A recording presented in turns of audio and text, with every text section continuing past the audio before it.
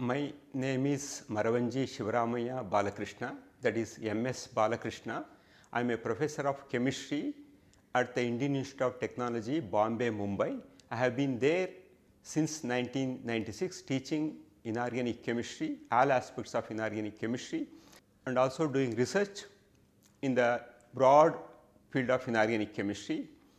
My research interests include the chemistry of main group elements and transition elements, and also we design new phosphines and phosphorus based compounds to explore their coordination chemistry, organometallic chemistry, and also their possible utility in organic transformations as homogeneous catalysts. We also study anti-cancer properties of copper 1 complexes of phosphines and containing some pyridine ligands. When it comes to the course that I am going to offer, it has about 12 to 13 lectures, and I have classified the main group chemistry into 4 categories. One is chemistry of main group elements forming hydrides, that is main group element hydrides, and main group element oxides, and main group element halides. I have also included the interaction of main group elements with carbon and organic moieties to form organometallic compounds or organoelement compounds. In this course, after giving some introduction to the periodic table, classification of elements, periodic trends and periodic properties, I have also spoken about the bonding concept that is used in main group chemistry. However, I could not do justification for molecular orbital theory, that I will be doing at later stage. And so, because of time constraints, I could not include several other aspects concerned with main group elements in this course. For example, solving problems and application of some of these elements in various uses, and also the chemistry we come across in day to day life. So, all these things I have planned in my next course that is going to be coming in January 2018. That is a full fledged course that has all aspects of main group chemistry, that includes the spectroscopic aspects, all bonding aspects, and also several problems and how compounds can be characterized using various NMR techniques and other things. And also in between I am trying to include some fascinating stories of elements and their discovery, besides talking about some chemistry that we see in day to day life. For example, you take onion, no matter what the price of onion is, whether it is 20 rupees or 200 rupees, whether who is cutting it, where it is cut, for what purpose it is cut and how it is cut, everyone who cuts it cries or it brings tears in the eyes of the person who cuts it. On a lighter note, it is an exemplary and universal secular vegetable. Jokes apart, then what is the chemistry behind onion making people cry? In fact, when you are cutting onion, a chemical called propane thiol S oxide, sulfur oxide is released, that interacts with another enzyme present in onion to generate sulfur trioxide. Sulfur trioxide is a gas. When it starts moving, it interacts with moisture present in the eyes to form sulfuric acid that starts irritating our eyes, and more tear comes to dilute it and wash it away. And for example, SO3 plus H2O gives H2SO4. Like that, many interesting things are there that I would like to share with you in my next series of lectures on chemistry of main group elements. And before my lecture, my email address will be displayed, and you are most welcome to give suggestions, and also if you have any queries you can always write to me, and all those things I will try to include in my next lecture series. With your kind permission, I would like to begin my lecture series. I hope you will enjoy and you will learn some chemistry through my lectures.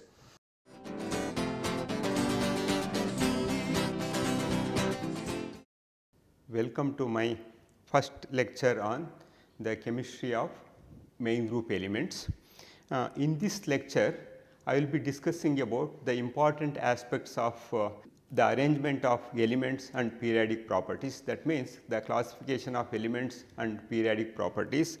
Before I get into this one, I would like to speak about some of the important people or individuals who have contributed significantly to arrange some of the known elements then in some order to understand their physical and chemical properties. So, in this regard several people have worked.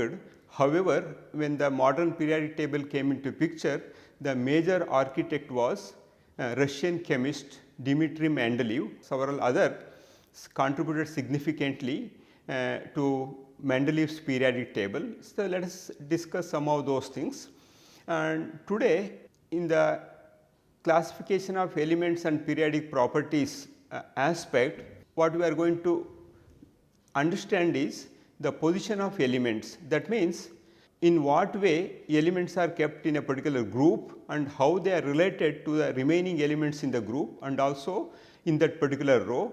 That means, how group wise classification was made, what are the parameters that were looked into before classifying these elements group wise and period wise, and then we shall look into periodic trends. That means, the relative atomic size, electronegativity, electron affinity, ionization enthalpy, all those aspects, how they are related to atoms in each period or in a group, and then naming the elements. Of course, now 118 elements are known, all of them have been named. However, in future if some elements are discovered, say for example, having atomic number 120, 133 or 140, how to name them? For this IUPAC has given some norms, and how to follow that one we shall look into it later. And also the classification of elements into S, P, D and F block elements. That means, basically how they were classified. That means, if they have electrons in the valence electrons, if they have valence electrons in S orbital, they are essentially called as S block elements, and if they have valence electrons in the P block, P orbitals, they are called P block elements. Similarly, if they have valence electrons in D and F, they are called as D and F block elements. And then we shall look into the significant periodic trends in physical and chemical properties, and then we can also look into the comparison of reactivity of elements. That means, what are the important compounds we come across with respect to main group elements, and how we can compare with other compounds of same type with other groups. That means, essentially we can also draw a relationship between ionization enthalpy and metallic properties. So, let us look into the basis for classification of elements. It is a known fact that elements are the basic units of all types of matter, including both living as well as non-living things.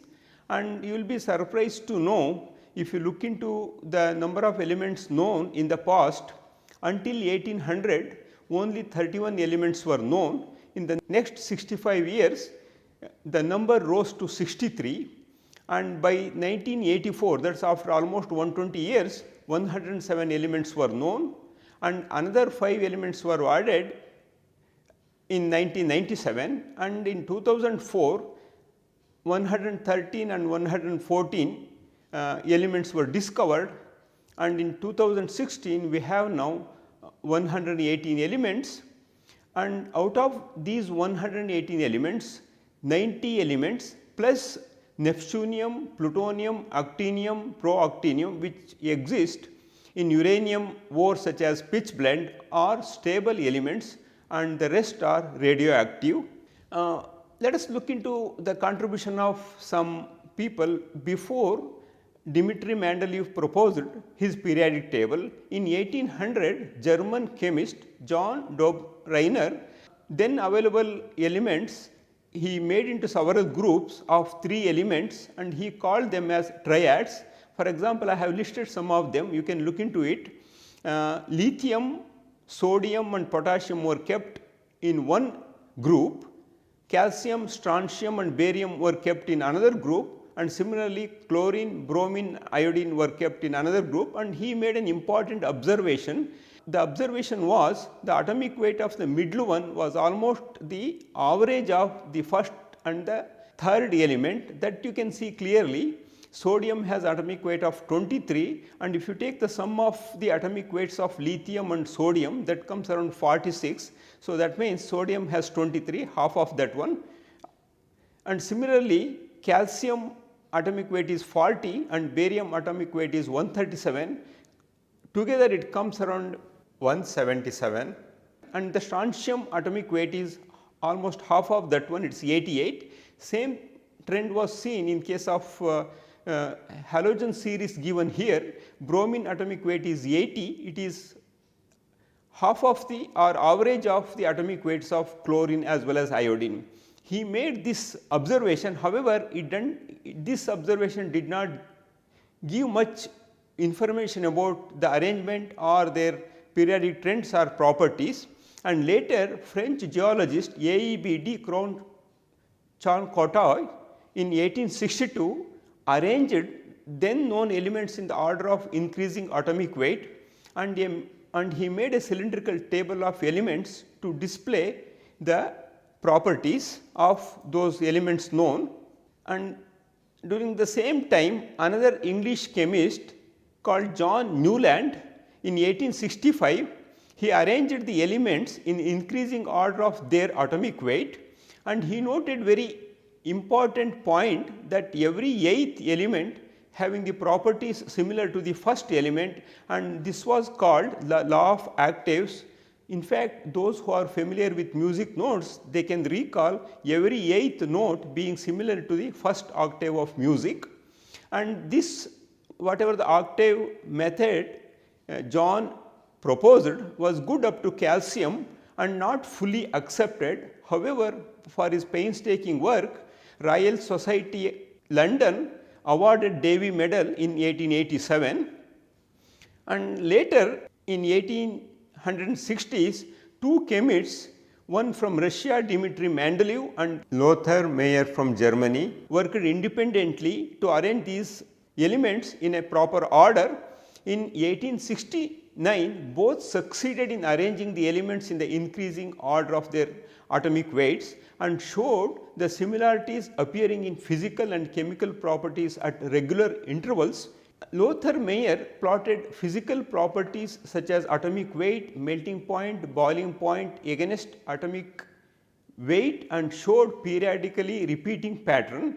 In contrast to octave format suggested by John, Meyer identified the change in the length of the repeating pattern, and in 1868 he was ready with almost a modern periodic table. However, he did not publish his results. Meantime, Russian chemist Dmitry Mendeleev published his periodic table in 1869 with an important statement. I quote, "The properties of the elements are a periodic function of their atomic weight." I repeat again, the properties of the elements are a periodic function of their atomic weight. Mendeleev arranged then known elements in horizontal row and vertical columns in a table with increasing order of their atomic weight in such a way that elements with similar properties occupied the same vertical group.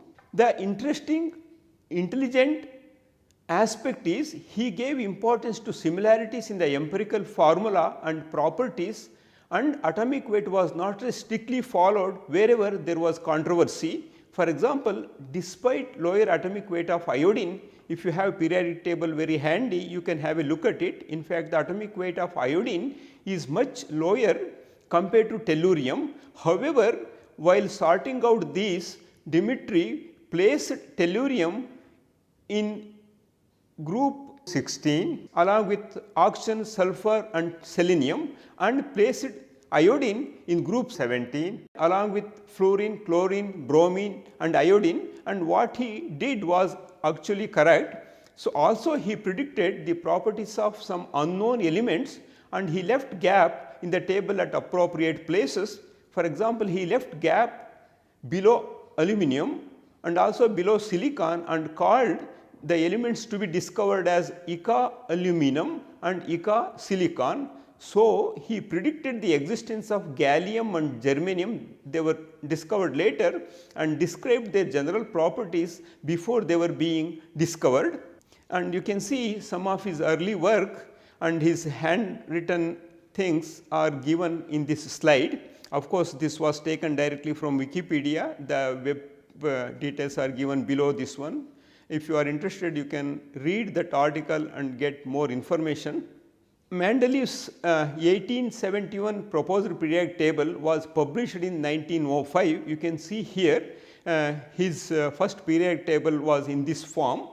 And when Mendeleev proposed his periodic table, the structure of atom and electrons were unknown. In fact, electrons were discovered by J. Thomson only in 1897, and modern atomic theory was proposed by Niels Bohr in 1913. Work of English physicist Henry Moseley on X-ray spectra of elements and atomic theory showed that the atomic number Z is a more fundamental property of an element, not actually its atomic weight. So, Mendeleev's periodic law thus modified as, I quote, the physical and chemical properties of the elements are periodic functions of their atomic numbers. I repeat again, the physical and chemical properties of the elements are periodic functions of their atomic numbers, not atomic weight as it was suggested earlier. Atomic number of an element is equal to its nuclear charge. That is, in a neutral atom, if you consider, the number of electrons are essentially equal to the number of protons in the nucleus. Thus, by simply knowing the electronic configuration, it is possible to recognize the periodic variations and trends across a period or in a group. Since periodic law is governed by the electronic configuration, the variation in electronic configuration determine the physical and chemical properties of elements and their compounds.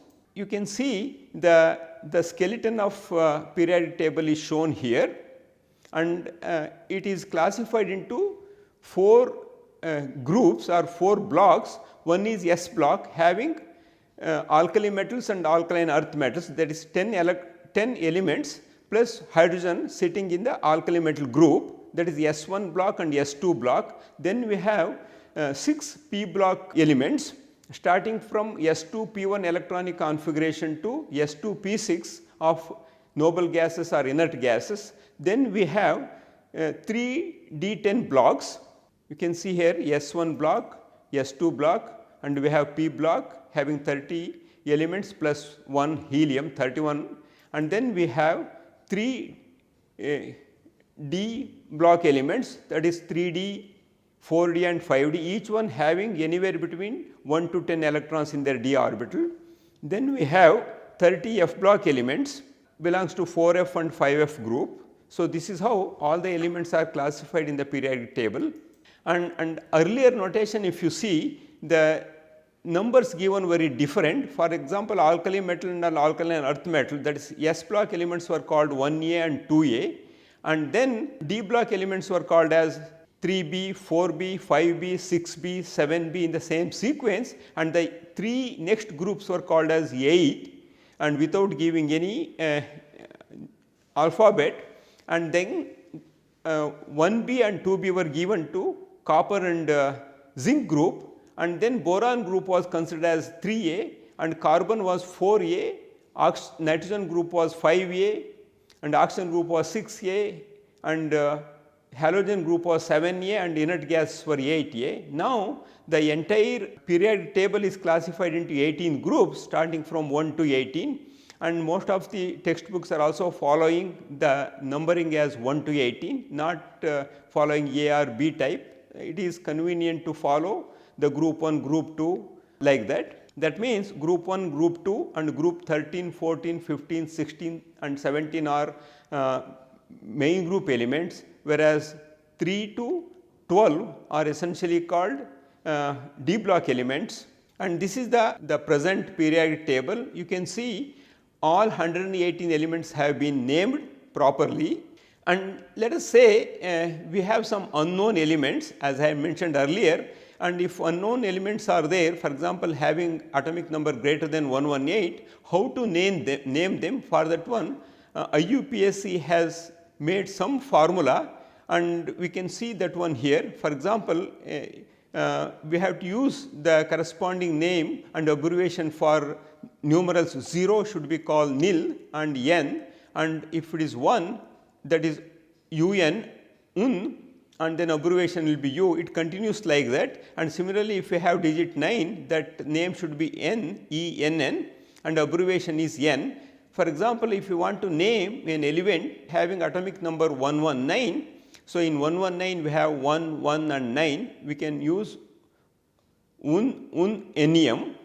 That means the first letter should be capital, and then the second one you consider only first letter, and the last number also consider one letter, so that it becomes UUE, that is Untitled. Similarly, if you want to name an element with atomic number 134, that should be Untriquadium, and the abbreviation is UTQ, symbol is UTQ.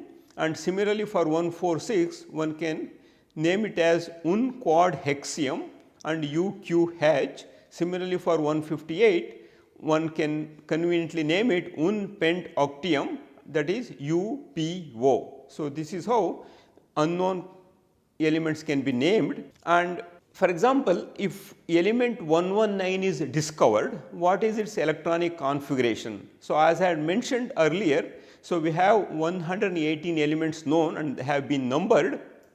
For example, for Z equals 118, the name is Oganesson, Oganessson, and one can also write its electronic configuration as starting from radon, the previous inert gas element. In fact, Oganesson belongs to inert gas element group, and the electronic configuration of Oganesson is radon 5f14, 6d10, 7s2 and 7p6. Now, we can consider this as an inert gas, and simply we can write the atomic number of Z119, the electronic configuration of Z119 as OG in the bracket and simply 8s1. That means, if an element with atomic number 119 is discovered that belongs to alkali metal group having one electron in s orbital in its valence shell, and it will be placed below the alkali metal francium. So, electronic configuration is nothing but the distribution of electrons into the orbitals. All alkali metals have one electron in their valence shell, that is having S1 electronic configuration, whereas alkali earth metals have S2 electronic configuration, that is 2 electrons in their valence shell. Similarly, p block elements have S2 P1 to S2 P6 electronic configuration. That means they have 3 to 8 electrons in their valence shell. Similarly, d block elements have S2 D1 to S2 D10 electronic configuration, having anywhere 3 to 12 electrons in their valence shell. That means essentially 3D block starts with atomic number 21 with scandium, ends with zinc, that is atomic number 30, and the 4D series starts with atomic number 39 for yttrium to 48 for cadmium, and 5D group starts with hafnium with atomic number 72 and ends with mercury, that is 80, and 4F starts with lanthanum 57 to lutetium 71, and similarly 5 block starts with 89 octinium to 103 lawrencium. So, both are inner transition elements, that is 4F and 5F block are called inner transition elements, and I have listed here the electronic configuration for first group elements. It is very easy to write, you can follow this sequence, and of course, this obeys Aufbau principle and all whatever that is proposed to arrange the electrons in the increasing order of their energy. So, you can see sodium atomic number 11, potassium atomic number 19, rubidium 37, cesium 55 and francium 87. Either you can expand it and write fully, or you can take the previous inert gas configuration and just add the valence shell electron present in it. So, for example, when you are writing francium, its atomic number is 87, the previous inert gas is radon with 86. So, you can write radon 7s1, same sequence is followed in case of all elements, whether they are from group 1, group 2 or group 3. So, now let us look into some of the periodic properties, and when we talk about periodic properties, we should know what are the terms we should be familiar with. One is ionization energy or ionization enthalpy, and electron negativity or electron attachment enthalpy, and electron affinity or electron attachment affinity, and electronegativity. So, these three terms we should make familiar, so that understanding of the properties would be very easy. So, what we are going to learn is the concept of ionization energy or ionization enthalpy and electronegativity in surveying the periodic table in the properties of the oxides, chlorides and hydrates of main group elements. And of course, after making some of these compounds, in order to understand their geometry and shape, we have to have a proper bonding concept. So, here the most appropriate bonding concept is VSEPR theory, that is valence shell electron pair repulsion theory, and the use of VSEPR in predicting the basic molecular shapes and basic molecular orbital theory for describing the bonding in atomic molecule can be conveniently used here. And ionization energy and electron affinity should be referred as ionization enthalpies and electron attachment enthalpies, though energies are commonly used. In latest textbooks, instead of using ionization energy, they refer it as ionization enthalpy, and similarly for electron affinity, they call it electron attachment enthalpy. So, one can follow conveniently the new convention. And now, let us look into the formation of compounds. So, what would happen when an element forms a chemical bond?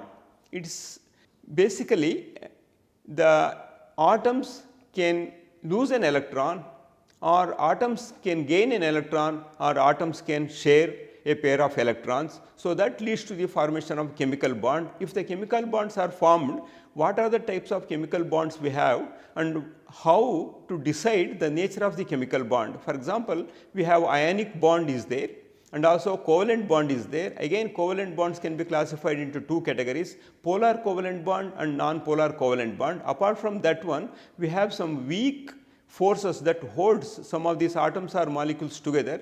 They are called van der Waals interactions, London forces, and also hydrogen bonding. Let us learn all these things in a systematic way. For example, when a atom in its plus say n plus oxygen state loses one electron to go to next higher oxygen state, that is called the ionization. So, that means, so this information, as I said, while making a chemical bond, either electrons are lost, either electrons are gained, or electrons are shared with other atoms.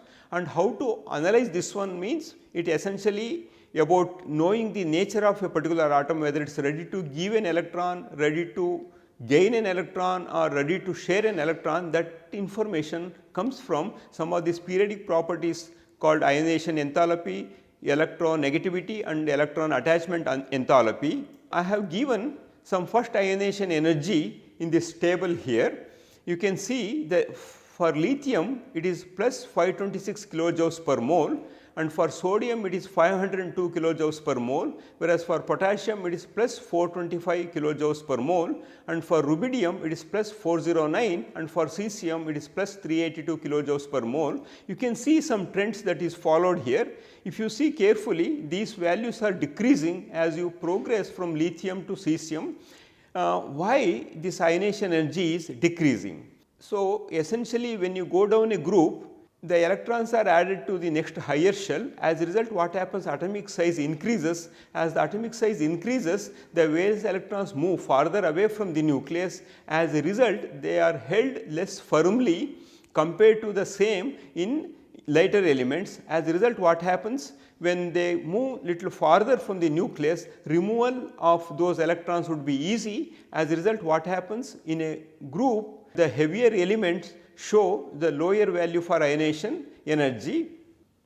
And similarly, ionization energy is given for potassium and aluminium here for comparison, because in case of potassium we have first ionization energy that is very low, and in case of aluminium we have S2 P1 electronic configuration. you can anticipate the removal of 3 electrons to generate aluminum 3 plus. The first ionization energy for potassium and aluminum are 425 and 584, and second ionization energy is 3058 and 1823, and third ionization energy is 4418 and 2751. That means you can always look into those values and you can analyze and judge why the values are so. In case of potassium, it is very easy to remove the electron from its valence shell, whereas in case of aluminum there is an increment in the nuclear charge. As a result, it is a bit difficult to remove the p electron, and of course, once after removing the p electron, then you have to remove the 2 electrons. That becomes much easier. And in case of potassium, now we have to remove the electron from the inner core. That is very difficult. As a result, second and third ionization energy increases remarkably. So, potassium for the same reason does not show other higher oxidates, and its oxidate is +1, whereas aluminum can show conveniently +3 oxidates. After analyzing the first ionization energies of group 1 elements and also looking into first, second and third ionization energies of potassium as well as aluminum, we have got some information about these things. That means, this whatever this information we get about ionization energy, it will tell us about the nature of the bond types, whether they are going to be ionic or covalent, and by knowing this, chemical and physical properties of substance can be predicted very easily. Ionization energy essentially refers to the loss of an electron from the gaseous atom or ion. This ionization energy decreases down a group, increases along a period. Compare the charge to size ratio, that would tell you more information about that one. I would show you the relative sizes of all elements in the periodic table in a couple of minutes. Let us look into the plot of the first ionization energy for the elements starting from lithium to calcium. You can see clearly here the values corresponding to lithium here. Of course, here helium and hydrogen is given, and the lithium shows relatively low ionization energy compared to these two. That is anticipated here because of the increase in the size of lithium, whereas when we move from lithium to beryllium, the first ionization energy increases here, and again in case of boron it drops, and then it continues until we have nitrogen, and again drops in case of oxygen.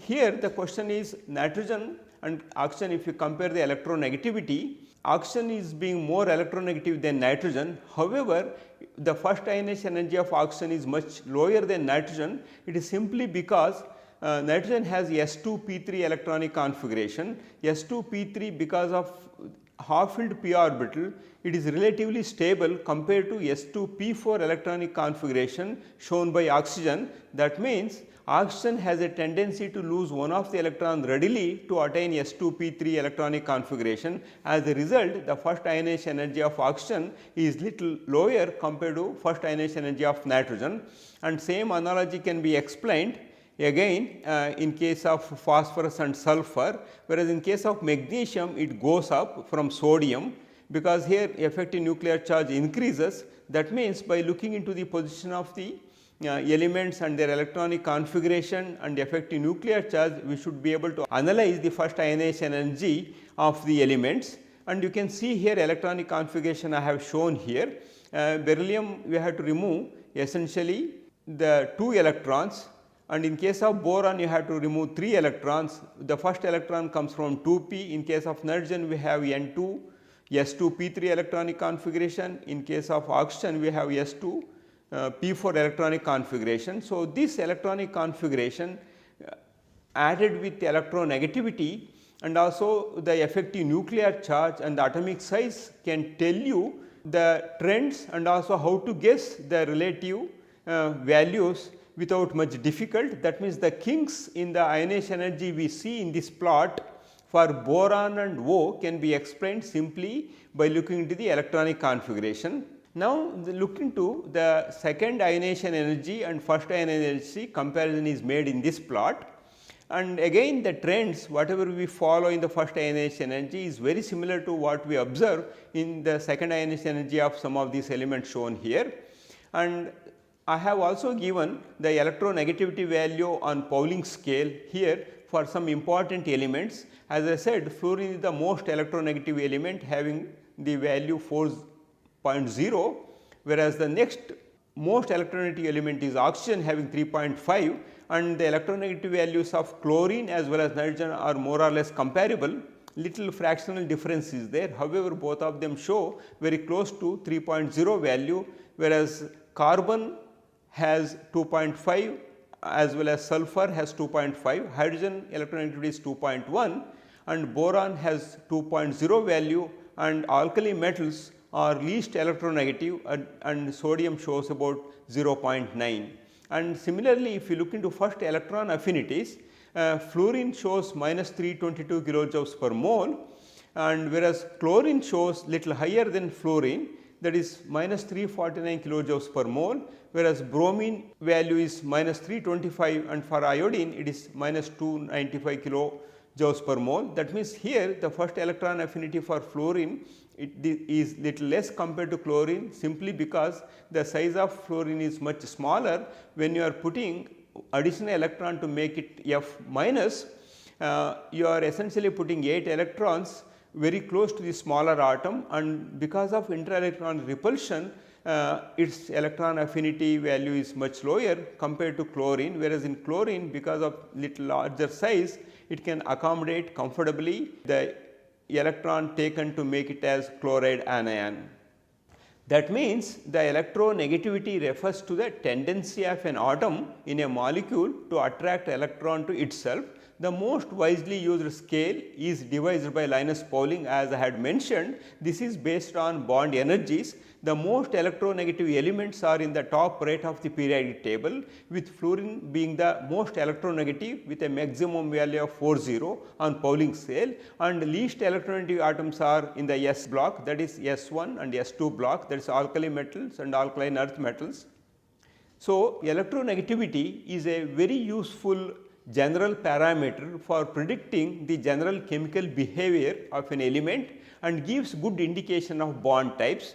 Two elements with large electronegativity difference will tend to form ionic compounds. For example, halides, when they interact with group 1 or group 2 elements, for example, if you consider sodium chloride, the bond is ionic in nature. Small electronegativity differences are enough when one of the element is highly electropositive metal. Two elements with very similar or intermediate electronegativity values will tend to form covalent bonds. For example, if you consider CH bond in methane, it is covalent in nature. The electronegativity difference between the carbon and hydrogen is minimum. That means, carbon has 2.5, whereas hydrogen has 2.1. As a result, you can anticipate it to be a covalent bond.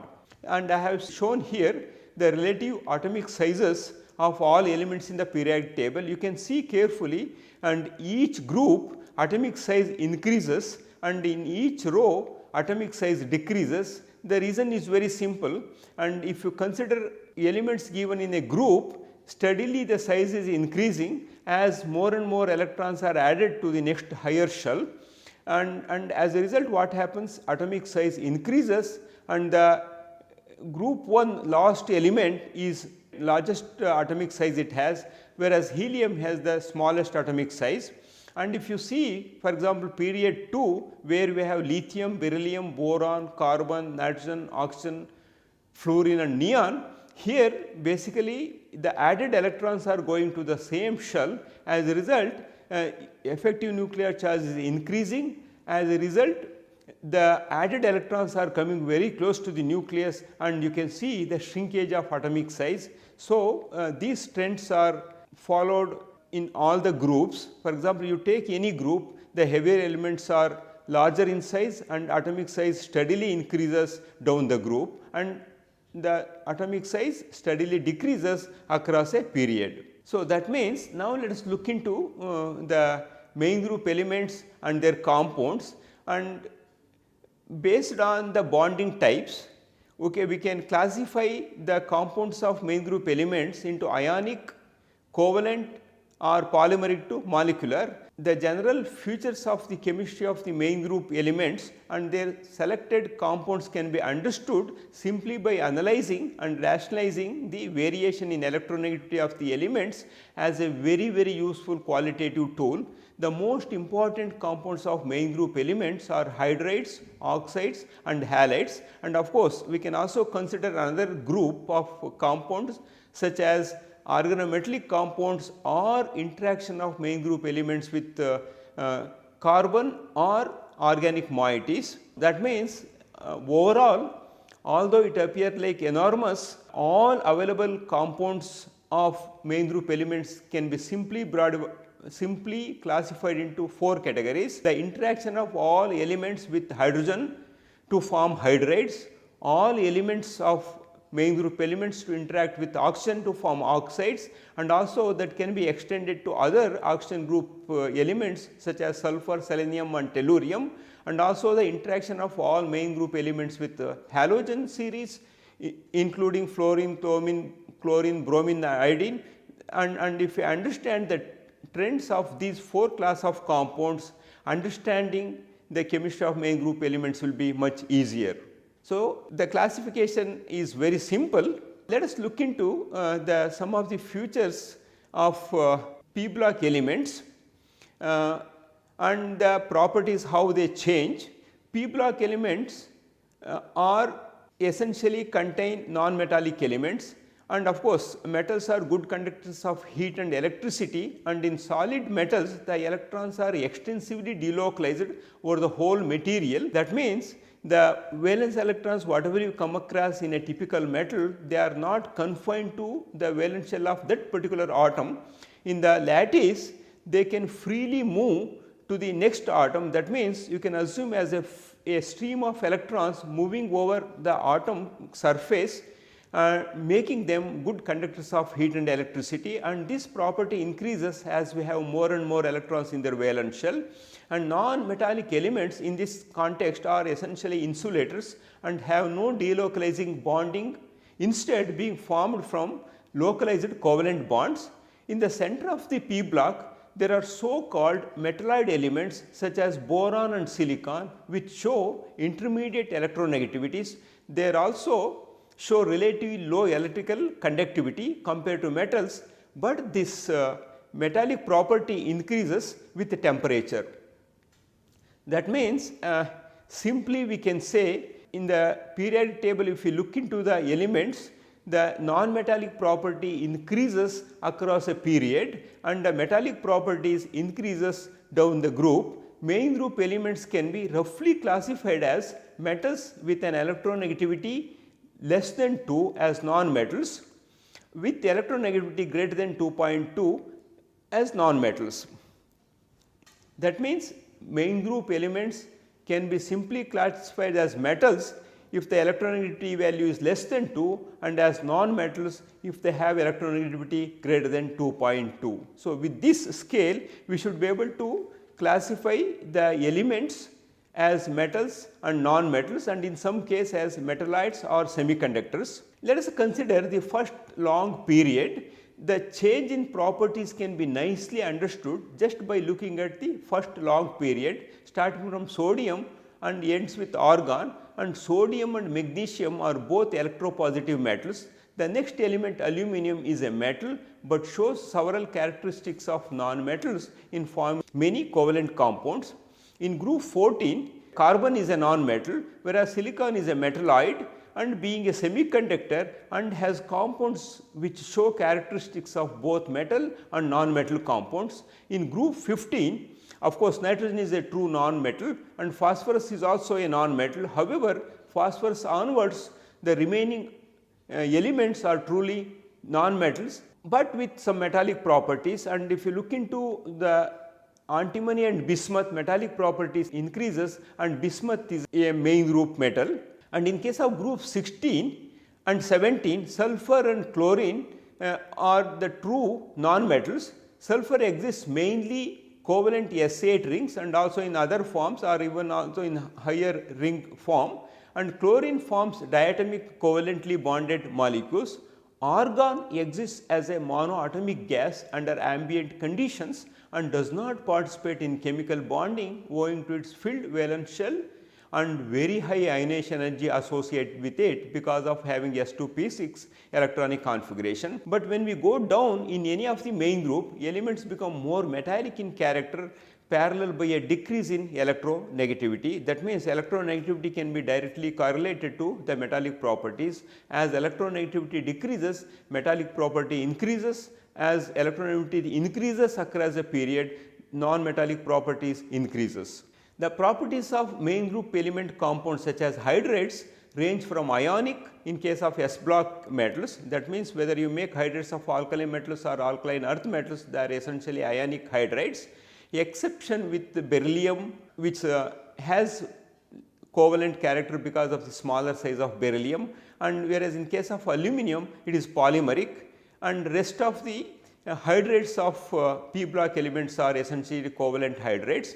The group 1 and group 2 elements are less electronegative than hydrogen, that is nitrogen shows 0.9, whereas hydrogen electronegativity is 2.1. So, the bonding are essentially ionic and they form compounds having composition MH, because here alkali metal exists in +1 state and hydrogen will be in -1 state. These hydrates react very violently with water generating hydrogen gas, and for beryllium and boron the electronegativity difference with hydrogen is very small, and beryllium hydrate is covalent and boron hydrates are also covalent clusters. And of course, here the formation of cluster is essentially because of the electron deficiency due to the configuration we have S2p1, where in order to form minimum bonds we are in short of 2 electrons. As a result, boron hydrates form numerous neutral as well as ionic hydrates, that we shall see in more detail when we look into the group 13 chemistry. In group 14, the hydrates are all covalent molecular species typical of CH4, that is methane.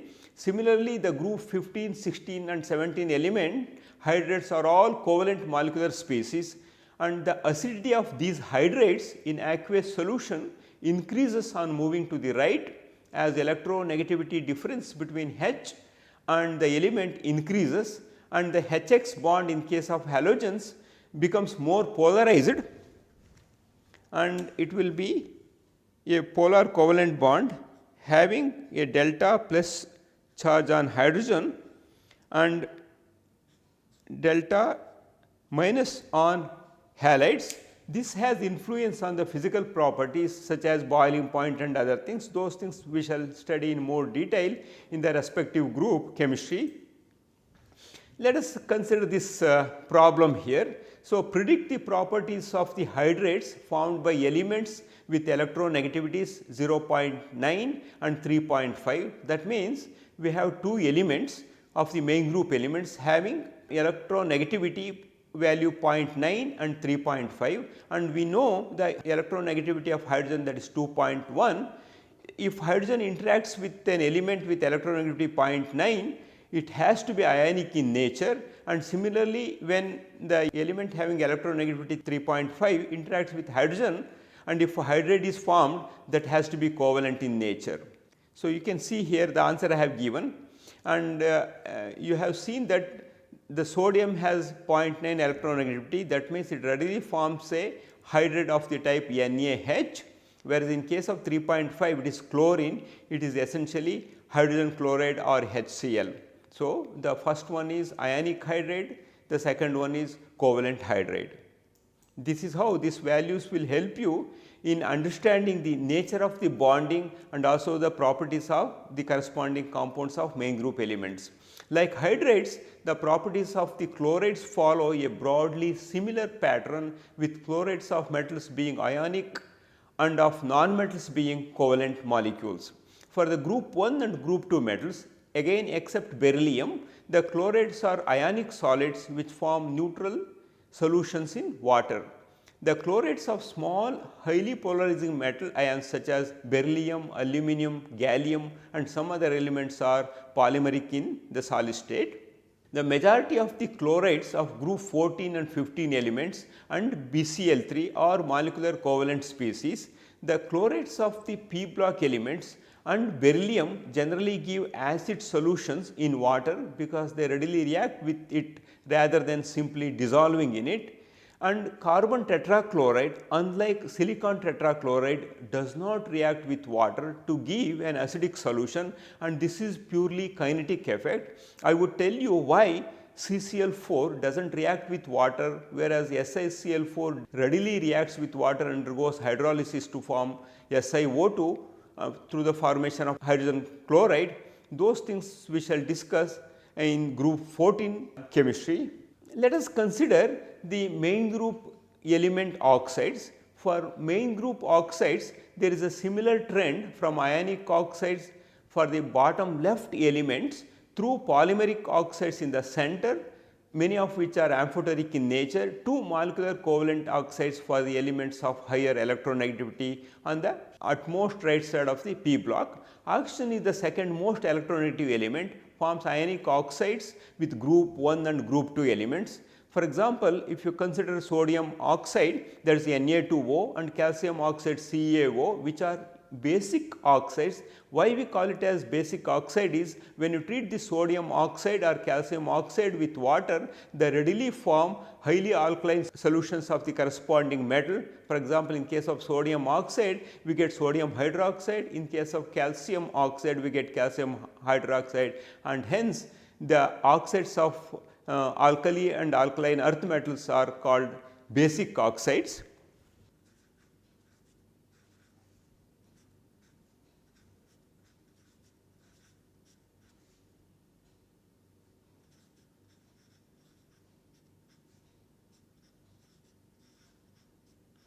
So, that means sodium oxide, when it reacts with water, it gives sodium hydroxide. Similarly, calcium oxide, when it reacts with water, it readily forms very strong alkali solutions such as calcium hydroxide.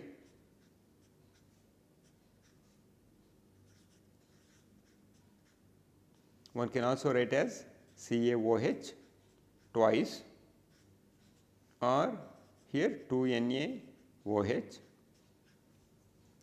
Group 13 oxides such as boron trioxide and aluminum trioxide are polymeric, and aluminum trioxide is amphoteric in nature. Any amphoteric oxide dissolves in both acidic as well as basic solution. In group 14, the oxides of the lightest element, that is carbon, such as carbon monoxide, carbon dioxide, there is one more carbon oxide that is called carbon suboxide, that is C3O2, are molecular oxides. In contrast, silica, that is silicon dioxide, is a polymeric oxide. CO2 is an acidic oxide, since it dissolves in water, giving an acidic solution. That means electropositive metal oxides are basic in nature, whereas p block element oxides are acidic in nature, as they give acid solution when they interact with water. In group 15 and 16, oxides of nitrogen are all molecular covalent species, many of which are acidic, while those of sulfur, that is sulfur dioxide and sulfur trioxide, both are acidic in nature, or they are acidic oxides. For example, SO3, when it reacts with water, it readily forms H2SO4.